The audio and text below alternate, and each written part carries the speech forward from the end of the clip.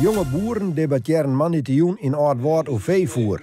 En dan gaat het zijn weer net alleen al meer over hoe je zo vol mogelijk melk uit een koe kennen.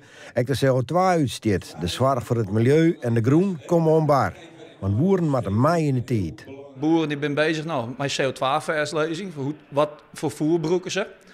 En natuurlijk met het ureum te sturen. We zitten nu ook bij de mest, de dierlijke mest.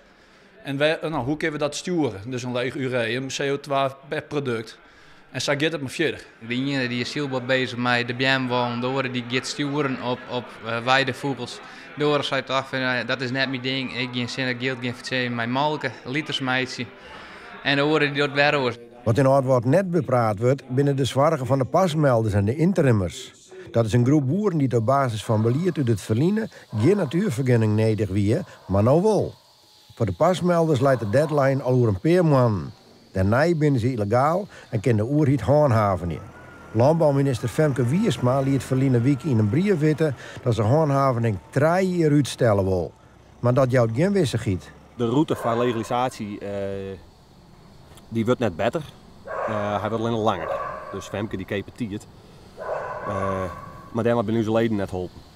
Het vertrouwen in de minister en haar partij, de BBB, is bij Galema en de boeren in Oud-Woord wisselend. Ik geloof oprecht dat ze daar wel mee bezig zijn. Tenminste, wat in hun macht leidt. Ja, en dat zij terecht, denk ik, van wat in hun macht leidt. Ja, ik denk dat het voor hun echt een hele opgave is om in die weerwaar om daar wat kleer te krijgen. Tot nota is het meer van hetzelfde al in het langer.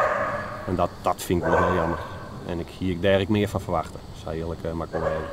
De jonge boeren bezieken er het beste van te meidjen. Maar ze zeggen ook dat de toekomst onwis is. De zwaarder is er zeker.